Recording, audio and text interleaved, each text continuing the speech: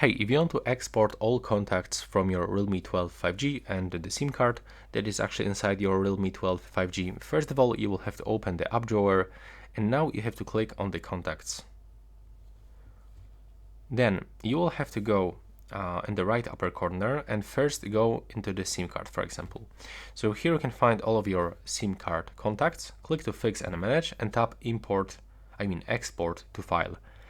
Now, when you do this, you can choose accounts to export. So we can export all contacts from your SIM card, from your phone storage, and even from your Google account. In my case, I'm going to do this only for the SIM card and for the device. And then we have to click on the export.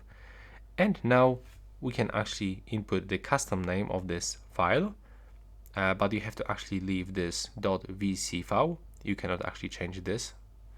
So you can only change the first phrase. And then you can actually pick this, the place where you want to save this. So you can save this file into your Google Drive, into your phone storage, and pick specific folder, like for example the downloads.